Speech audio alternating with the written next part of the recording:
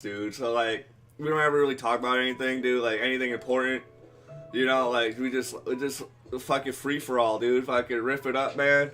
Like, this is my first time having a real celebrity on Oh my WeinerCast. God, thank you. This is crazy. I just came back from LA, from Chicago. Yeah, I'm exhausted. that's you right there. Some guest or something. Those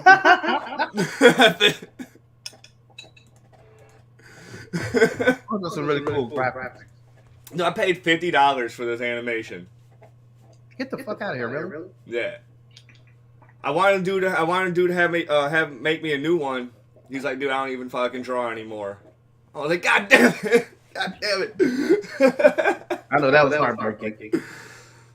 No, because I do another show with two other buddies of mine. Like, we crosscast. Like, they have a show called Super Talks. And then I bring in WeinerCast and we combine the two and call it Super Wiener. And I wanted dude to make an intro for that show, whatever. Having the three of us look like fucking like superheroes and shit, dude. Like, that'd have been hot. Hey, are we starting yet? Yeah. We're on. Okay. Because I was gonna put up another light. It looked like we could see me. Oh, you look great. I'm the one. I look like a ghost. It's hard to get the light set up in here just right. Dude, I was thinking about doing a green screen. Like, I was gonna take a picture of my back wall here, and then just just do the exact same thing. Like, just have that as my green screen. So people never know where you are. Yeah. When you be on Lawn Motor, Special Victims Unit, we have never figured. That's the same background all the time. That's like when I was in California last year. I was buying shit with my debit card, and I was hoping that the fucking bank wouldn't catch on till like the end of my trip.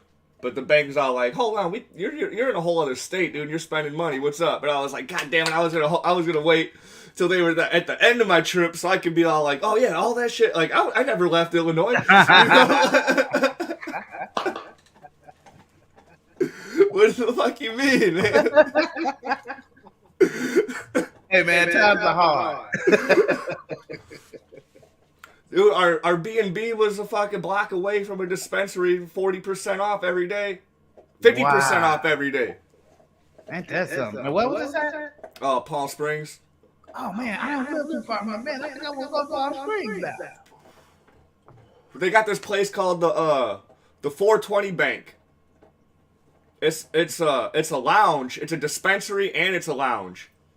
So like you don't even have to buy the shit that you smoke in there. You could just come in, just start smoking, and just boom, play pool, fucking drink, like.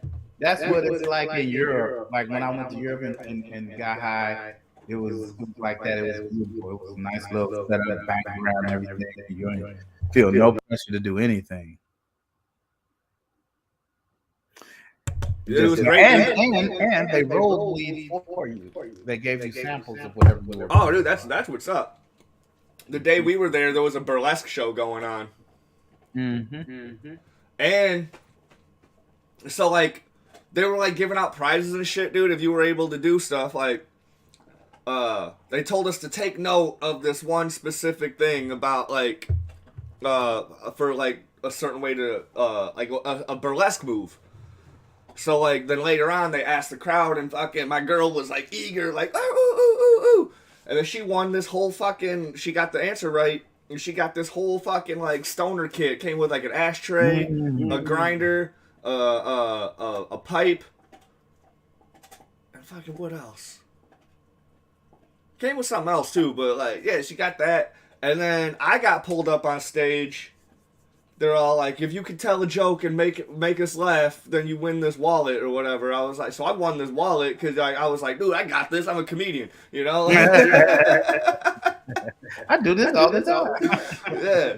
I bomb a lot, but still, dude, I just had to make one person laugh, dude. There was like 40 people. You said that's like pow, pow, pow. Yeah, I have been seeing a lot of shows like that where people, well, not shows, but like events where you go to a weed joint and you get a little package that you pay a little extra, and the little extras, the package is worth so much more than a little extra you would pay. You know, you be like, yeah, man, you tell me I get all this for another $5? Yeah, go ahead, give me them brownies and that. Yeah. Yeah, give me all that. Oh my god, dude! One of my coworkers makes the best. So I work at a weed factory, right? So like, my goodness, you have the best life of anyone on the planet. And one of my coworkers makes the best fucking butter ever. And yeah, she recently just gave me like a big fucking tub of that shit, dude. I made some brownies for me and my girl for Valentine's Day. Poof. Out of there. Those edibles can be dangerous. Oh man, I had got some really good edibles from this service, and I ate one, and at the same time I had just got a cold in Chicago, and I was staying with my mother in Chicago, and she thought I had COVID because I slept all day long. That's this brownie. No, it was an Oreo cookie. Like my girl's mom, like stays out of state, and she came over to my house after coming from her mom's house, and she gave me this fucking 500 milligram motherfucking like Rice Krispie treat, and I just ripped off a little piece of it, you know. Mm-hmm. I'm not fucking around with 500 milligrams. No, man. I tell you what, when I was in Vegas. Which is how every wonderful story begins. I haven't been yet, dude. I'm scared to go, man, because like I'm done being reckless, and like I don't want that part to fucking start emerging out of me. You don't want to be. So I was in Vegas and I was doing this event, and this lady had edible. So I asked the guy that was with her, I was like, how many milligrams is the edible? And he said 25. So I was like, oh, okay. So I ate it. And then they did the contest and where you could win an edible or something. And then they had me selling the edible. So I won a piece of an edible of that same, what I thought was 25 milligrams. And then there was another piece where I was eating one just to help out. Man, I go back and then I leave the station, right? I'm starting to take off. I'm like, boy, this is a pretty quick incline.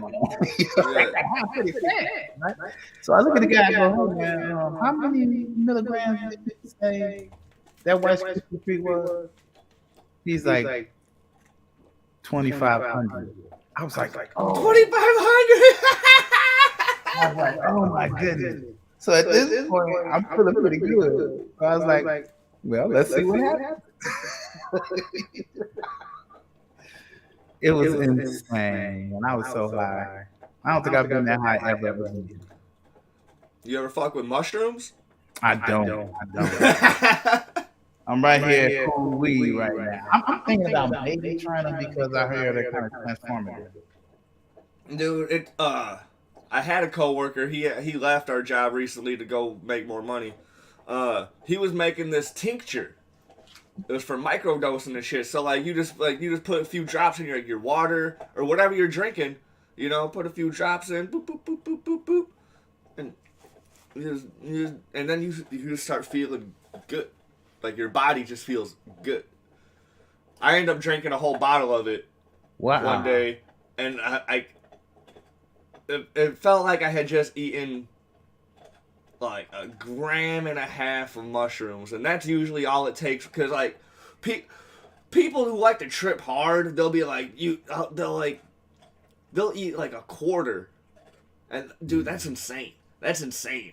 Like I want to see shit just breathing a little bit, like. And I want my body to feel good, and like that's all I want. Maybe sweat a little. You do sweat a little. I'm told that the whole thing I'm looking for is another way of seeing where I fit in the universe. I don't really want to trip.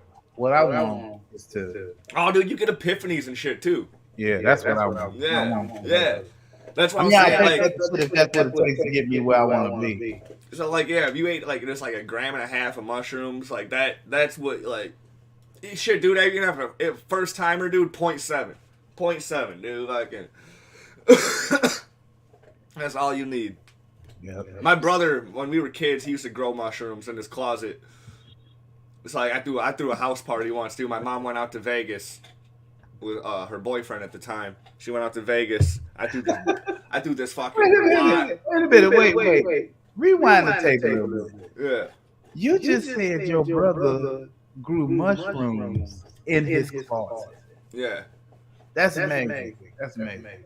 It ain't no way in the hell. My mother would have never allowed no shit to grow in her closet. Oh, dude, she never. I don't think she ever went in his room, dude. For one, like as soon as we moved into this house, like all the doorknobs and shit started falling off. Like doorknob fell off our front door. Doorknob fell off my bedroom door. Doorknob fell off my brother's bedroom door. He had a butter knife inside his fucking bedroom. That's what he used to get. Wow. I just put my doorknob back on. Like, that's what I was saying. Like, why would you just doorknob back on? I don't know. He used a butter knife, and that shit almost caused our house to burn down at one point. But we'll get to that later. So anyway, he grew these mushrooms in his closet. Grew these mushrooms in the closet. My mom went out to Vegas, like with her fucking boyfriend at the time, and I threw this wild ass house party, dude. Like, there was a bong in every single room of my house. Mm-hmm. Like, the people were just coming over, bringing shit, whatever. My brother starts just walking out. This is the house without doorknob. Yeah, yeah.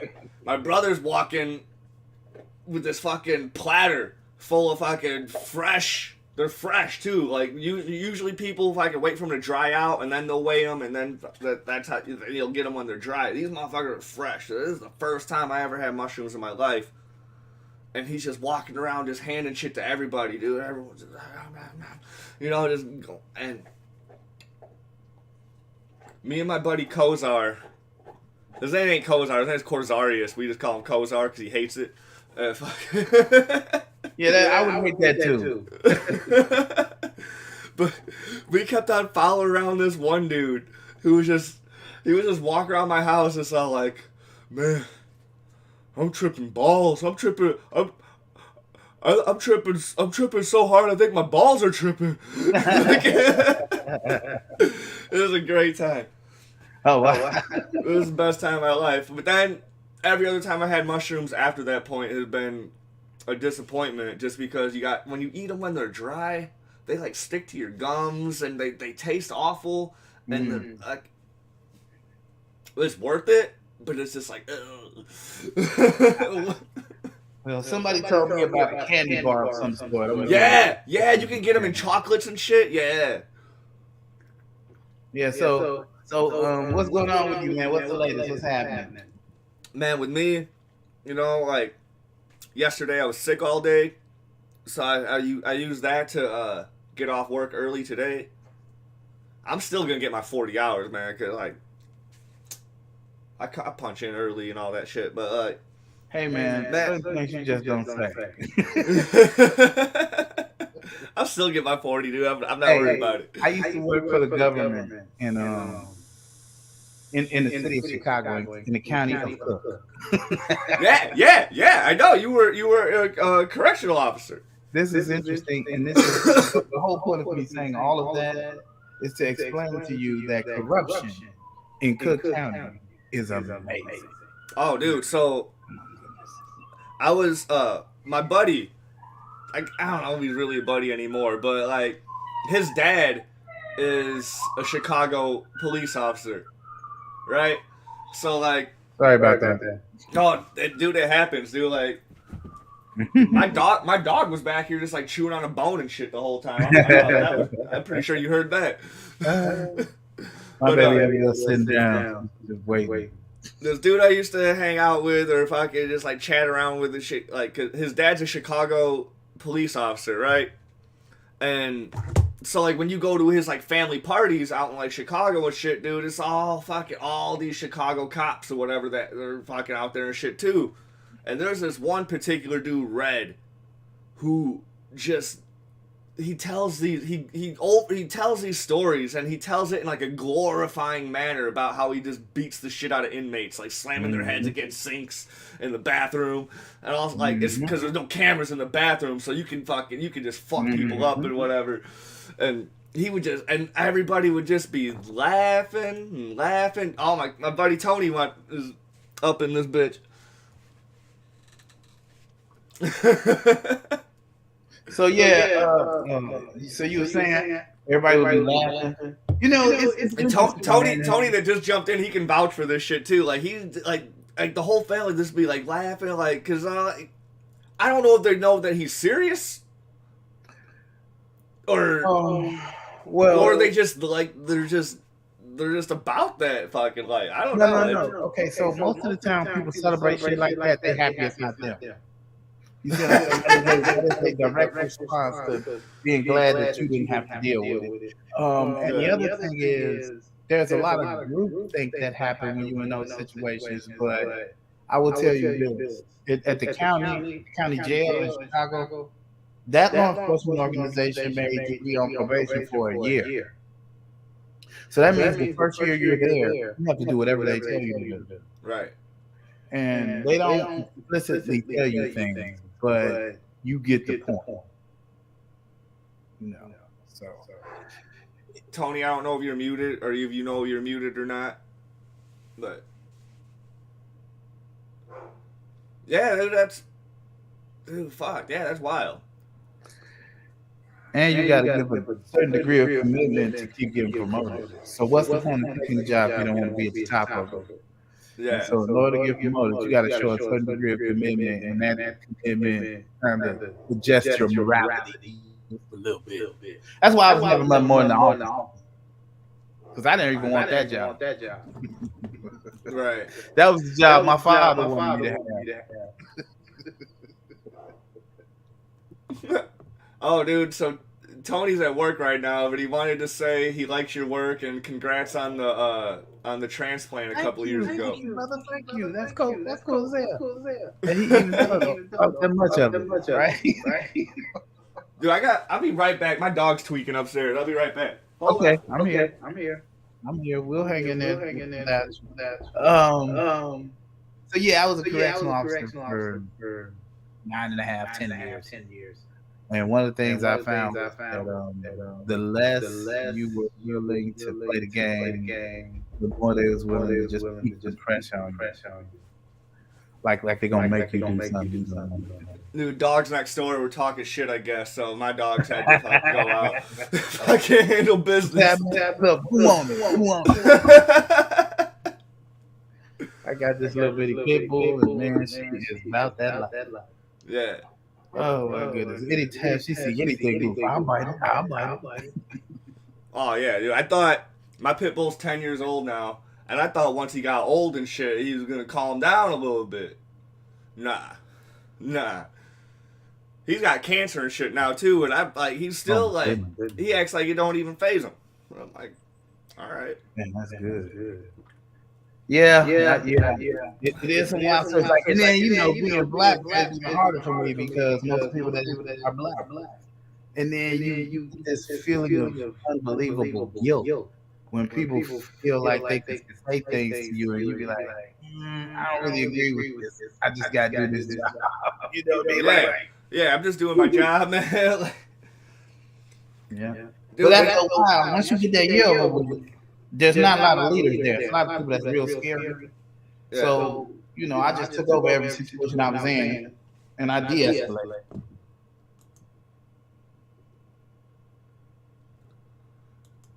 Tony said, makes sense. Her wild stories about it. So he's just going to type his responses. I'm just going to leave the private chat open. Yeah, I've seen it. My man's at work. You're doing it, man. That dollar. I wonder if I can pop these up. No. When people post live comments, I can pop them up. I see them. Oh, you mean pop them up on the screen? Yeah. Like it pops up like a fucking like a news header. That's cool. Dude, like No, but I've heard stories though too, where like people who like actually want to be like good cops and like follow the rules and like do that shit, like they get fucking they get blasted. Like their cars will get like the other cops that like all about the corruption and the fucking money and whatever. They're fucking they basically chase them out. Yeah, They do whatever they can to chase them out.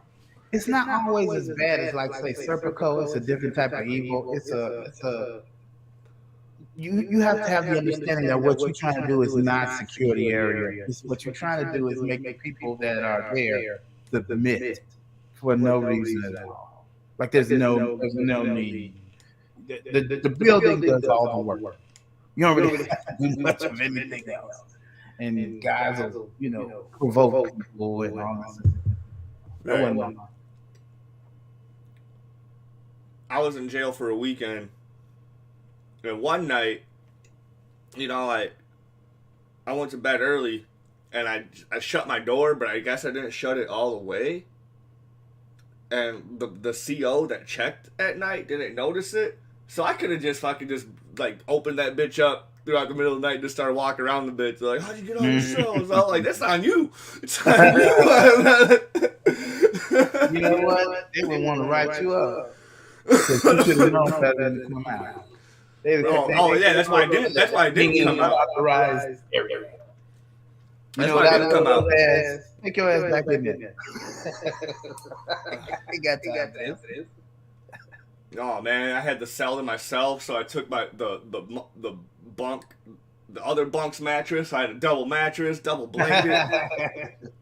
Even though the blanket is so fucking hot. The blanket is so fucking hot. But if you take the blanket, Winnebago County. Okay, that makes sense.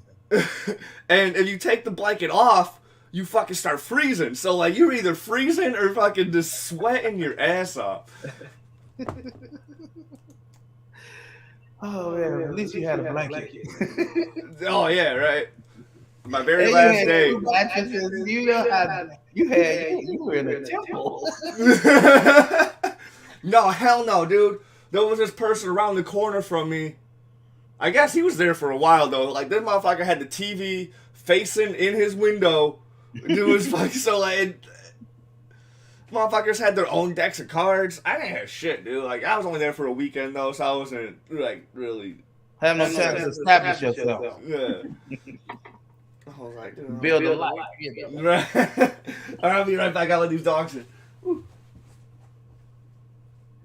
Yeah, but it was an interesting thing. I had a very different attitude.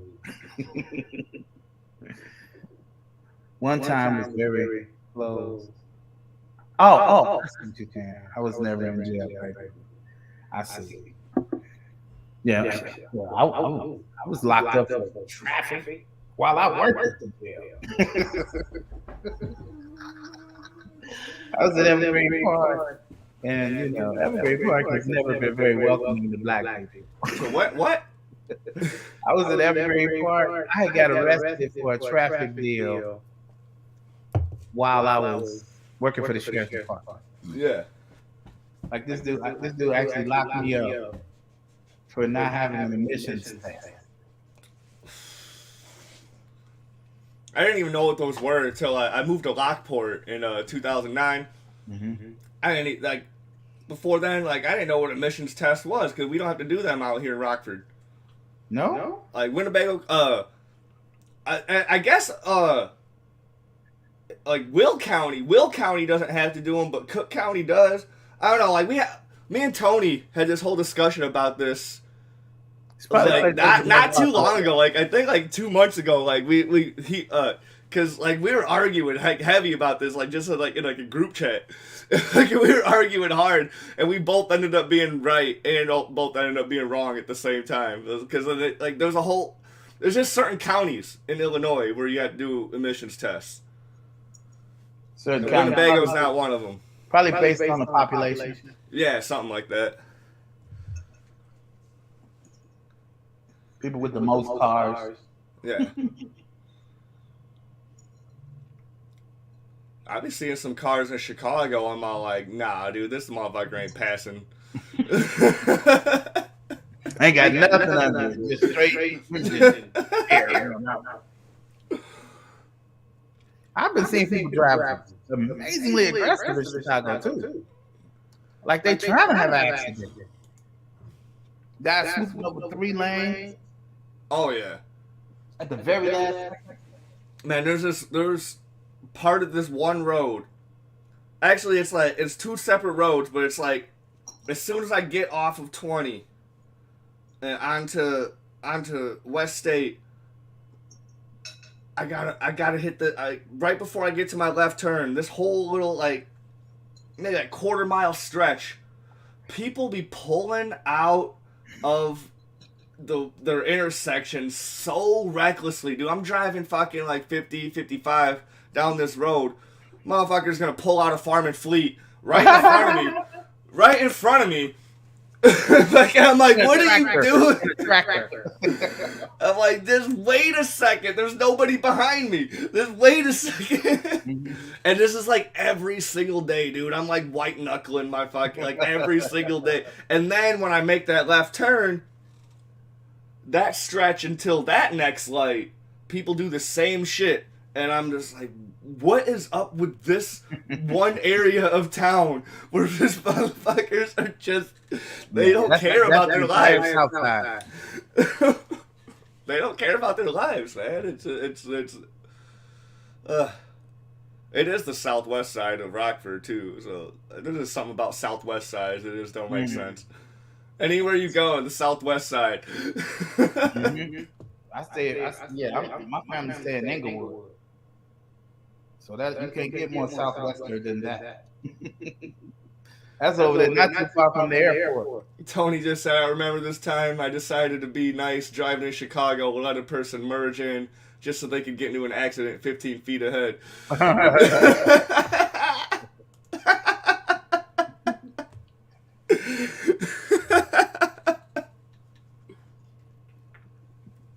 love it. Yeah.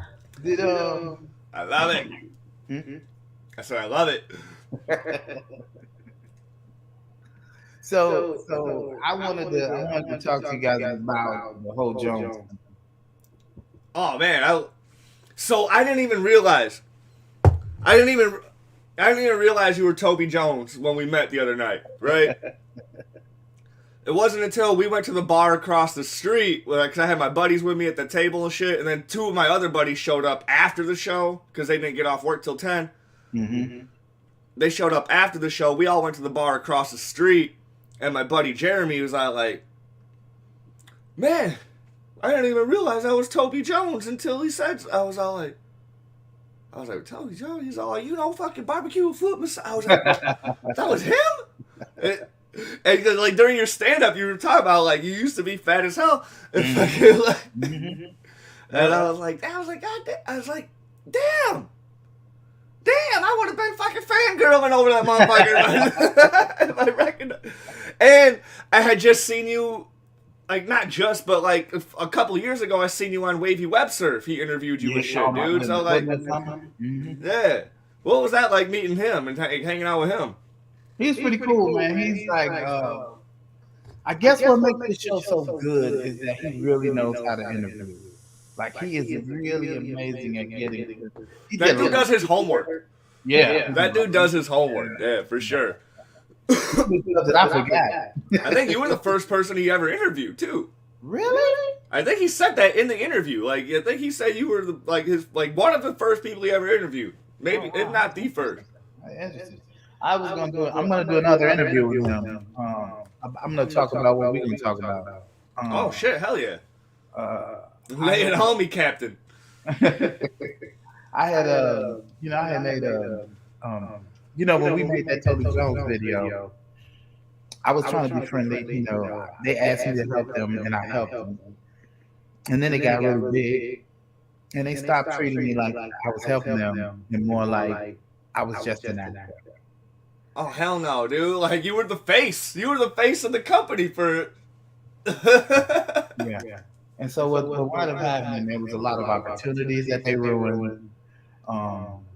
in the beginning, when we first started, they wanted to give me 20% of the t-shirt sales.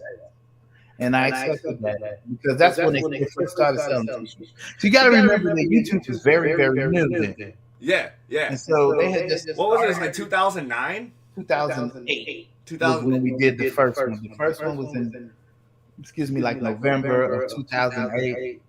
And by December, it had like 500,000 people had watched. And back then, going viral was brand new. It was just amazing. It was like people were sharing it. Like it would be on television. Right. And so what wound up happening as it got more and more popular, the first video was called Joan Big Ass Truck Rental in Storage. Yeah. So when that one went viral, first of all, they couldn't get it to work, so they asked me to help. So I said, cool, we go ahead and we do it. And they had some really good ideas. They're really funny dude. And I see what they were trying to do, but some of it was way more dangerous than what I was willing to do. Yeah. So I remember you saying they wanted you to get into that rusty ass car. They were like, y'all ain't the Dukes of Hazzard. No. I'm like, hey man, fuck that, turn the camera on.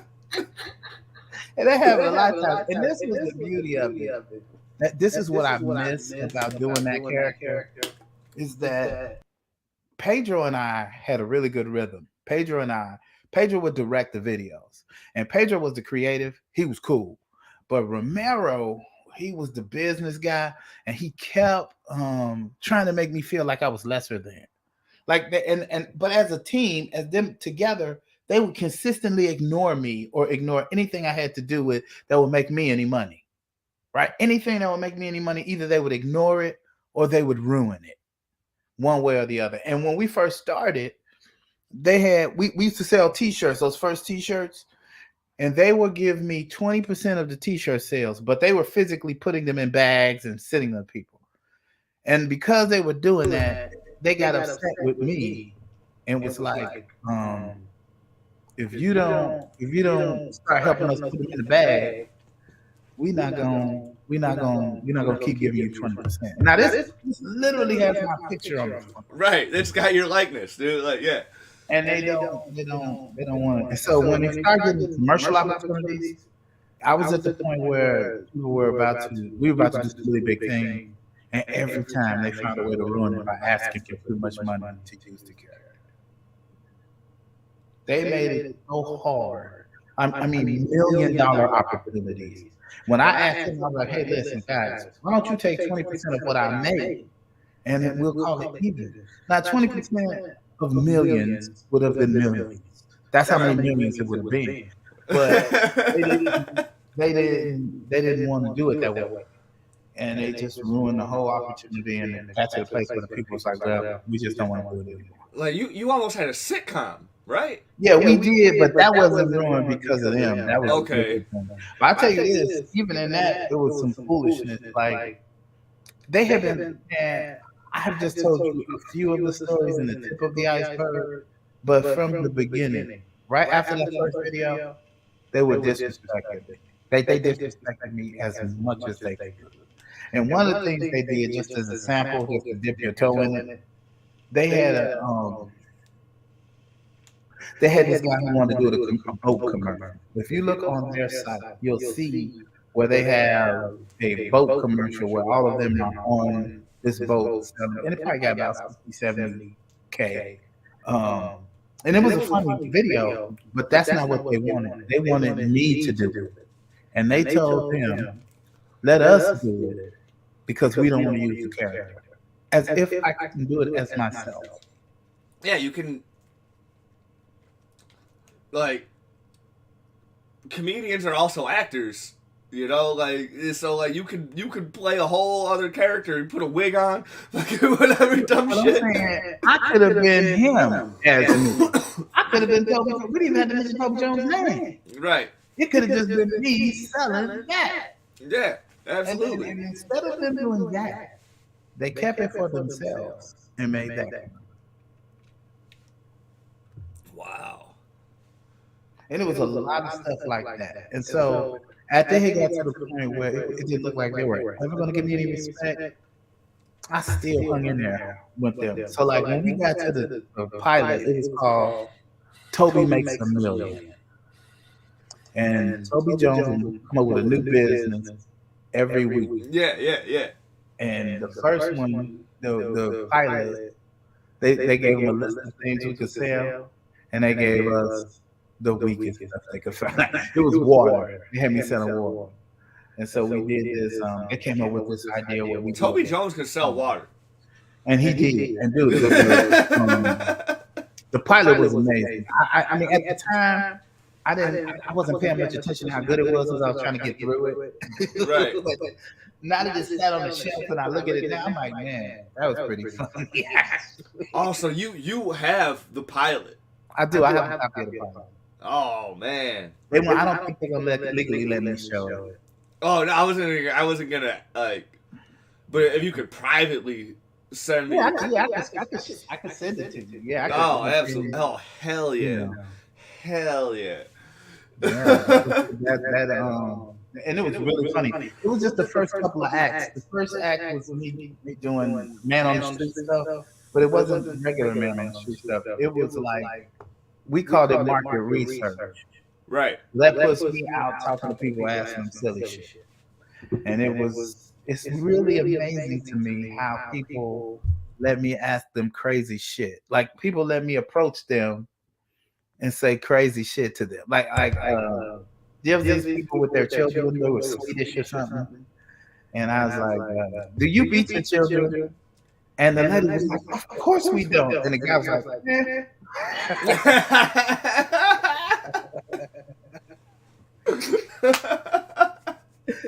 It was hilarious, man. We had a good time on that show. But even during the show, what started to happen, the first day we shot, I had to get the bugs out. But the first day we shot, we got into a nice little rhythm. The director and myself, because they weren't directed. They were just there. It was just there because it was their character. And they were giving ideas, and they had wrote part of the script. And then, I think they may have even wrote the script. Honestly, they may have wrote the script. And what happened was they would put us in scenarios, and then they all got the scenarios together, and then I would act them out.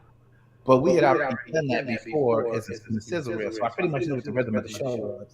And when we got to the first part, that first day, once we got done with because what he had to do, he had to go get somebody to give him some money. The character had to get money. So he was going out and finding investors. So he would have these ridiculous ideas. They were horrible. And people would be like, I don't know. But this one guy goes, hey, man, I don't believe any of this will work. But I would give you money because I want to sell you. And it was like the whole, you could hear the crew in the background like, damn. Man, I had got that dude to write us a check. Well, this is happening. The first time when they wanted to do it as a pilot, I'm talking to this guy. By the time I was getting through talking to him, he pulled his checkbook out. And then the producers rushed in. No, this is not real. This is not real. And then this time, this dude, he was not an actor. Because we had a couple of actors we put in there just in case it didn't work. This guy didn't know me at all. He was just, his energy was just like a different kind of energy. When he walked in the room, I looked at him and I said, hey man, I'm not gay, but I have sex with you. And he started laughing. And then from that point on, it was Cruz. He looked like a Viking or something. Like he was huge, wavy ass hair. Like some Jason Momoa type shit? Yeah, he looked like the dude he looked like Thor. He was cool, man. He was funny. And then at the end of when he and I got through exchanging ideas, he just looked at me and was like, look, I'll pull out my phone right now. I know I get 10,000 people to look at you. And then he's like, let's get some money. And that's where they cut right on. They cut that and then put that with me going out and finding something, It was just a great show. And it was nothing else like I had seen anything else on TV. As far as reality was concerned, it was different. And what happened was the next, they had got to the point where they were telling me how much money I was going to make. And then They fired everybody at MTV too. Yeah. This was in 2015 or something like that. Dude, that shit be happening.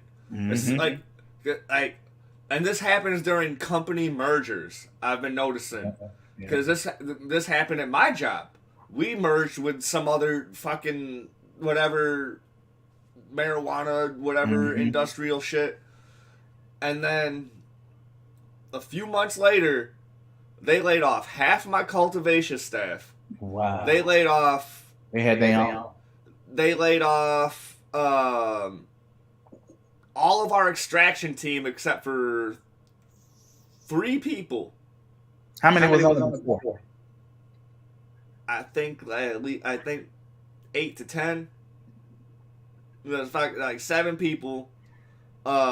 They cut all of the second shift harvest team, and that was at least 10 people. They cut a lot of people in production, and I think everyone in the kitchen got to keep their job.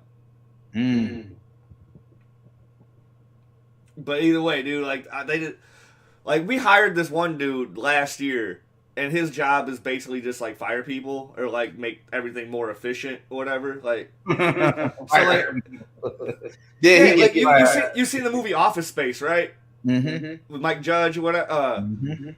You know, like the Bobs. They're interviewing everybody, and then they just start laying people off, whatever. That's this dude Tony, right? And fucking, or like he's not gonna fire you, or he's either gonna, like, if he don't like you, he's gonna find a way for you to get you to quit so you can't get unemployment, like that type of shit too, you know, like. And you can't report him to HR because HR like loves this motherfucker. So like, it's like, you just gotta deal with it. You just gotta deal with it. It's so fucked up. And he every time he comes in, like, where he's gotta fire someone or someone's quitting or whatever, he's always like, you know, I hate to have these conversations. I'm like, literally, that's your whole fucking career, is to have these conversations. You went to college for this. Oh my god.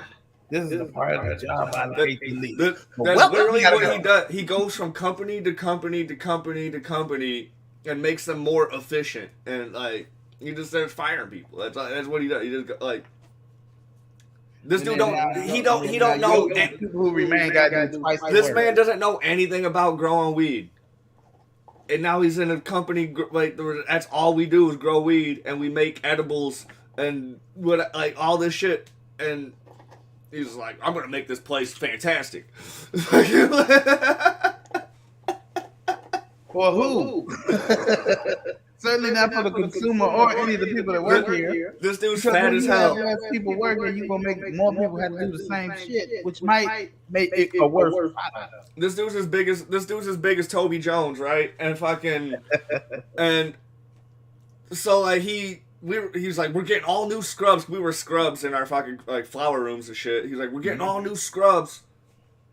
All the fucking scrubs are fucking 3X and 2X. And fucking, I'm like, give me some mediums. Give me like, I'll settle with a large. But like, I'm a regular sized person, dude. Give me some mediums. Like the extra small pants, because they got an elastic waist. The extra small pants make my butt look good, so I'll wear those too. You know, I'll do it. He said, make my butt look good. That's right, Tony. So it's not more efficient. It's about making sure they keep more money. That's which exactly means more efficiency. That's what they mean by efficiency. They don't mean that. That's exactly right. I was luckily not one of the people that got laid off. You know, I would have got 5 weeks of severance, but I don't know if I would have been able to find a job right away within that 5 weeks. So right. I don't know. Right. I don't know.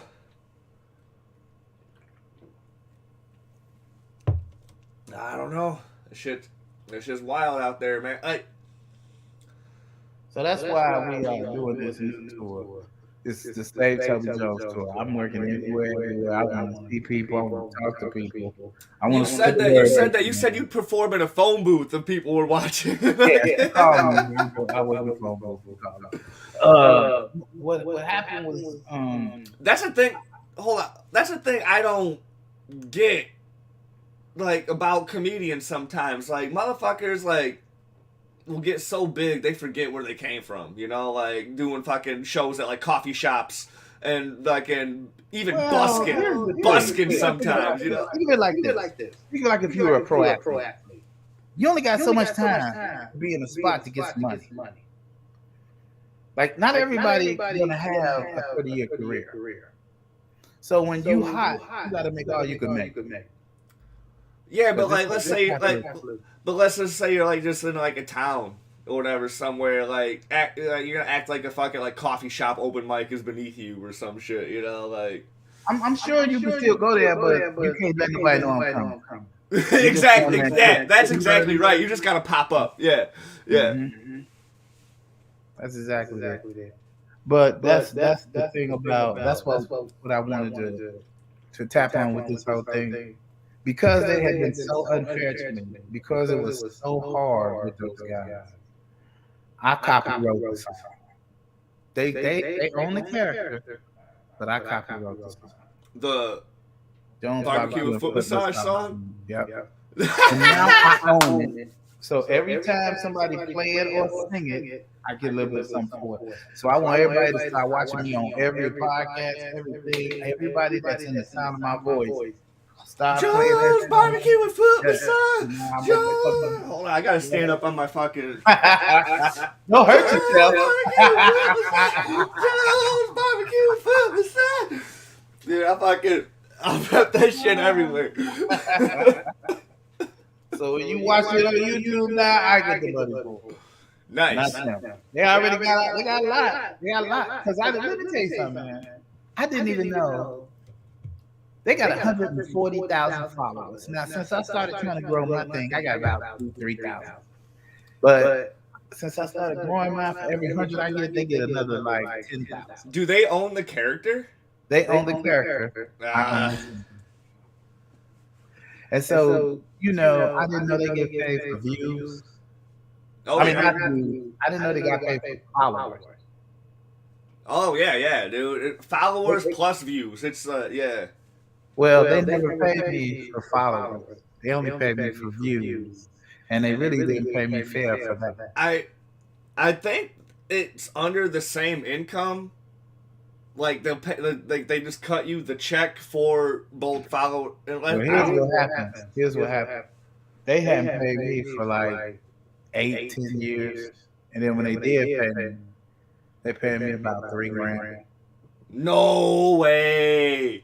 That's what they told me. No way. I would have been shitting on their doorknobs. I didn't. You know what? I didn't know what was going on, so I didn't even. I was trying to do other things. Like keep it alive, because at the time I didn't have kidney function. I was still trying to travel the country while on dialysis. Oh damn, yeah. So I was in a bad way. So there wasn't a whole lot I could do, and they knew it. And that's even more fucked up, dude. Like they got all this money, dude. They could have paid your hospital bills and gave you. They didn't have to do any of that. All they had to do was just be fair with the character. I'm just saying, even with the show, they made it seem like I was merely an actor and not a creator, and that's the way they treated me from the beginning. Wow! Every time, merely an actor and not a creator. That's how they treated me. So then the second day of shooting that pilot, the second day we shot on the pilot, the director even stopped talking to them.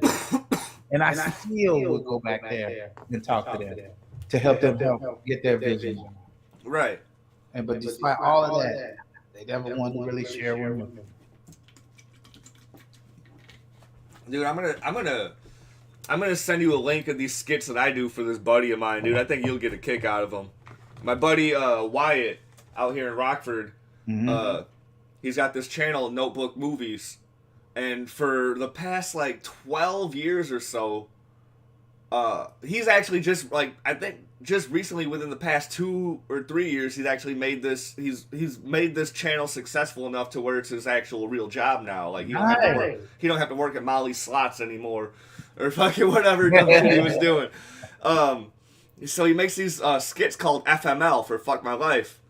And I've been doing them for like the past like 3 or 4 years now. Mm-hmm. And he made a best of Timon. Fucking made a best of Timon shit, dude. I'll send you a link to that shit for I think you'll get a kick out of them, dude. Like, you seem like silly enough to where like that's like it's gonna be like your type of fucking sense of humor and shit, for sure. Yeah. My little dog was scratching me. He was so happy to see me. Jumped up on me and scratched me. Oh, dude, and anytime next time you're in town, dude, I'll hit up my buddy Wyatt and be like, dude, you want to get a real celebrity on your show, dude? Fucking Robert's in town. I'd love to do it. Robert's in town. I'll be back next month. I think I'll be back in April. Right on. Waiting for the days to come back. So you asked me what was up earlier. So last year I got a DUI, right? Well, no. And I had the option of just like not driving for 3 months or taking a breathalyzer, and I could still drive my car but that's gonna be.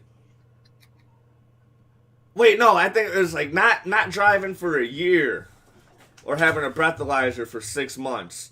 That's what it was. And I took the breathalyzer option, but then I was so depressed about like the whole just having a DUI and all this shit in general. Like I was just drinking even more, because like when I got the DUI, I was on the verge of like already like not drinking as much. Mm-hmm. And then we were at this open mic in Janesville, Wisconsin. I did a fucking shot with Willie Mae, Marco's wife. I did a shot of Jameson with fucking, and then after that, dude, I don't remember anything that happened. So, like, I'm driving home. I don't even know how I made it as far as I did, dude. Because, like, by the time I come to, I'm like, why does it sound like I got a flat tire? So I pull over, and I try to fucking fix my flat tire. My blacked out drunk ass is fucking tightening shit instead of loosening it. So, like, I'm getting frustrated. I get back in the car, and I call my mom. And my car's running because I wanted to listen to music while I was. So, my keys are in the car, whatever, they're in the ignition, whatever, it's on. And I call my mom, whatever, and I'm like, hey, can you pick me up? I'm over at this is such and such spot. But then, like, she's like, all right, I'm going to get ready. And then, like, right when she's about to get ready to get off the phone, I see the fucking cops roll up behind me. And I'm all like, never mind, Mom, I'm probably going to jail tonight. And she's like, what? So I just hung up. And I could tell I was completely hammered. So I was all like, dude, there's no way I'm passing the fucking field sobriety. There's no way I'm passing the breathalyzer. And I just ended up making it even worse for myself because I'm just like talking mad shit to these fucking cops, dude. Like at first, I think I came off cool at first. I was like, I'm just trying to fix my tire, but I couldn't figure it out. So now, like, my mom's on her way to come pick me up. Like, you know, I explained all this shit to them. They're like, we got reports of you were like laying in the road and you had your shit all up in the middle of the lane. And I was all like, oh hell no, like that did not happen at all. I know that did not. But anyway, I took the option of getting the breathalyzer, and just like I got super depressed, and I started drinking more. And I like, if you blow over a 0.5, they add 3 more months onto your fucking sentence. So with that being said, next week is my last week of having this fucking breathalyzer that I was only supposed to have until December of last. The year before last. Oh my god. It was that was 2 years ago. Wow, man, that is a long time. Yeah. Yeah. Wow. I didn't realize until I started looking. I was like, damn, no. Because I had it for 2 Decembers. I was only supposed to have it for 1 December. I was supposed to have it off the December. I was supposed to have it done before the Christmas party. You know? Maybe time to reassess how you conduct yourself. Oh, no, that's what I'm saying. Like, if I didn't take that shot with Willie Mae, dude, my life would have been fine. But, so, like, anytime, like, for all of last year, every time I saw Willie Mae, I'd be like, because of you, and she'd be like, I'm so sorry, and I'm just giving her a hard time. I don't blame her, because, like, she didn't put a gun in my head, so you take the shot, you know, I took the shot, you know. But how did one shot get you that bad? I was already drinking that night, but I usually just drink beer, where I can just feel it coming as it happens. But then as soon as that hard liquor hits me, dude, like, I don't know what the fuck, like, and so like now, literally now for the rest of my life, I'm never gonna drink like hard liquor unless I'm at fucking JMK in the Pond and I'm drinking one of their fucking cocktails because they're delicious. When you give yourself an out, you will find a way to take it. Nah. Well, for one, I never want to have another DUI again. Yeah, that's good. And, like, I never wanted to have one to begin with. And now I have, like, this shit. Like, if I would have just, like, went by the rules and just did it, it would have been fine. But, like, just getting it had me so depressed. I was just drinking more than I was before when I was like, I'm gonna slow down on drinking, you know, like that shit had me fucked up and like. But like, yeah, like I said, like I'm gonna be celebrating getting rid of that thing soon. Next week. Congratulations. So that's basically like I've been feeling super happy lately. Like the closer to the day of this thing gets like uninstalled out of my car, dude, like I've just been like slightly happier and happier and happier as the days go on. I'm all like, dude, it's almost fucking, it's like Christmas, you know, like when they take it off, they're gonna give you you're gonna keep it like a present and wrap a bow around. You can wear it around your neck like this is where you say to the blow just get my car to start. This is gonna be so nice to just like go out to dinner and be able to like have a drink or whatever, you know, like I don't know if that's the best thing to do though. You just got I mean, I can still do that right now, and I can still blow a fucking zero, you know, just go out, have like a drink, have 2, fucking blow straight 0. You coming out on the 18th? Yes. What? You coming on the... What the fuck's happening on the 18th? Is your friend's band playing again? Yeah. I might be able to. It's out in Arlington Heights.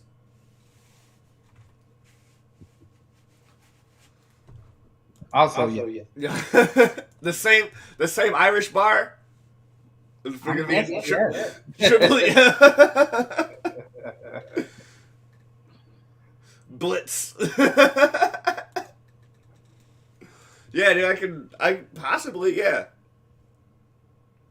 Absolutely. I also took all of Comic-Con weekend off. I'm a big nerd, so like I took all of Comic-Con weekend off, but I haven't bought tickets for Comic-Con or bought a hotel, and I don't even actually know if I'm going.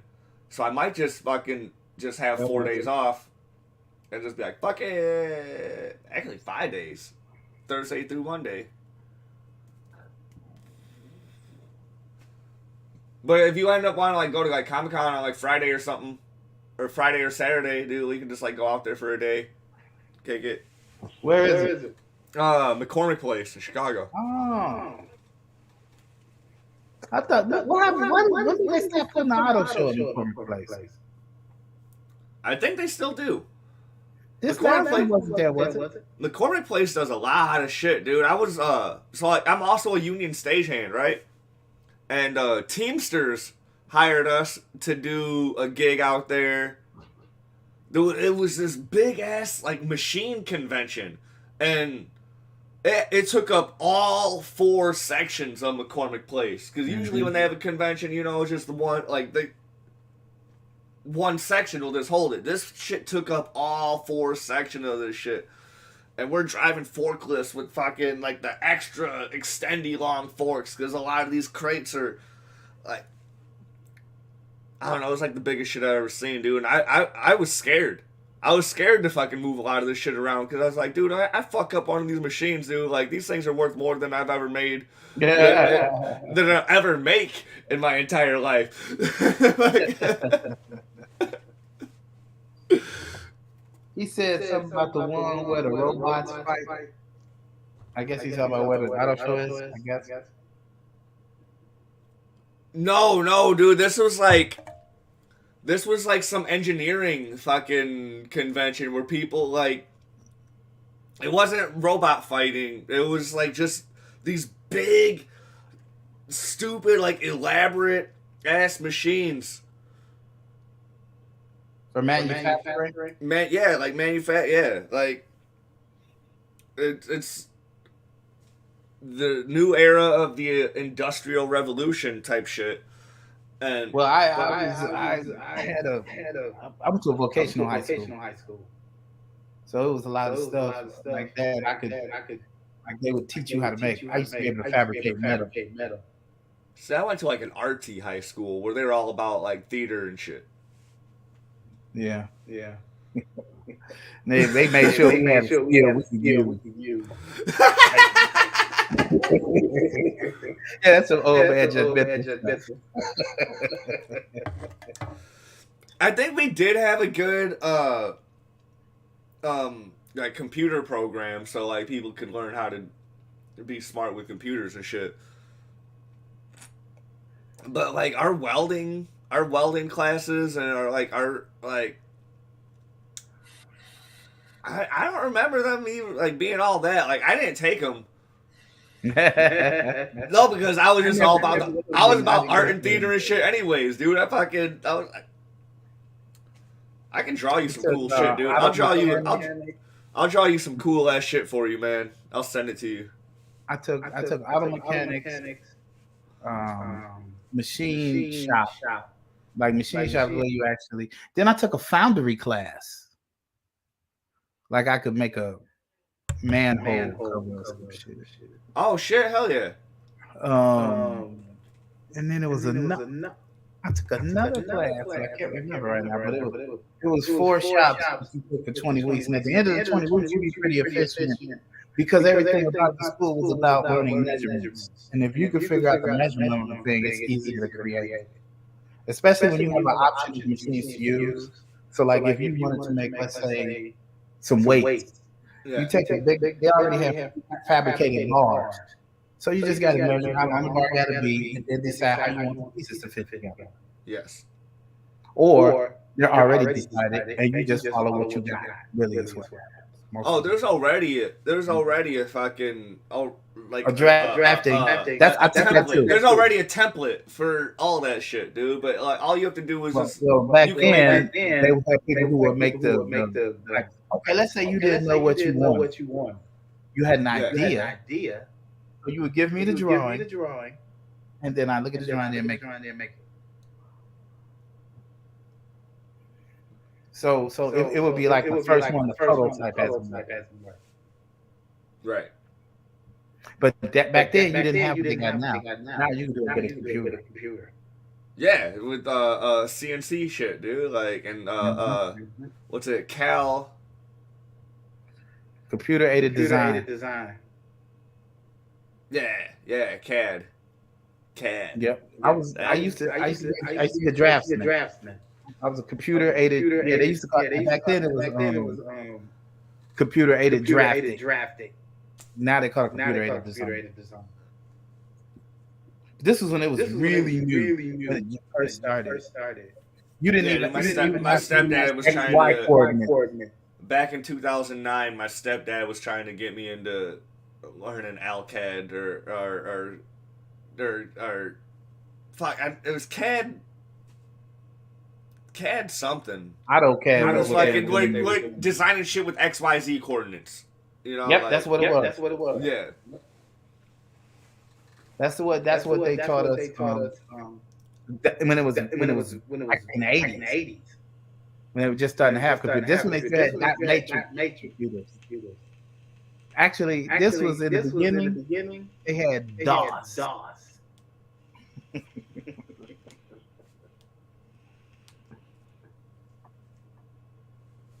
MS-DOS, man. MS-DOS. I was just watching this video recently where these two people designed a computer that runs on Windows 98, but they can still do all the fucking modern shit that computers can do now, but it runs on Windows 98. Wow, that's amazing. I was like, what are you doing? They're like, yeah, we're just playing around. But the type of coding and headache, the type of coding and shit you'd have to do to fucking, like, get that shit to work.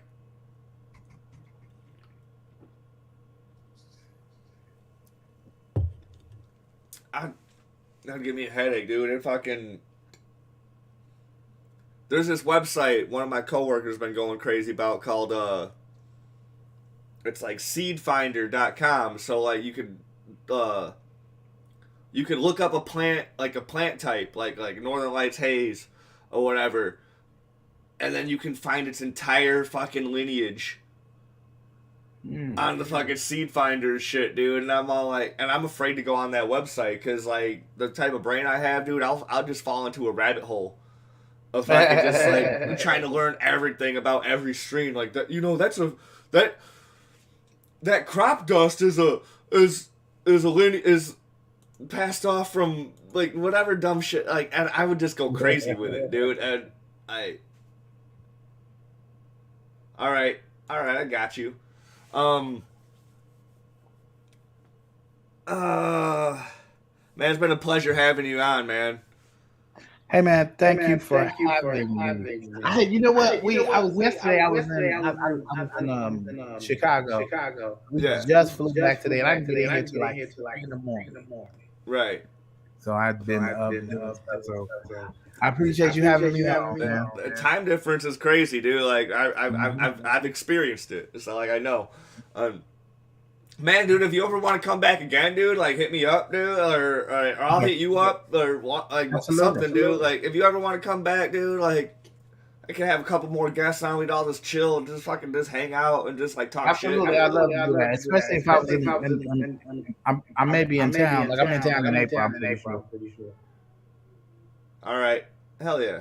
Right. Absolutely. Right. So, hey, man, thanks for having me. And everybody out there, do me a favor, man. Follow me on YouTube, Robert _L _ Hines on YouTube. Also, Robert L Hines on all social media. That would include TikTok, Instagram, and Facebook.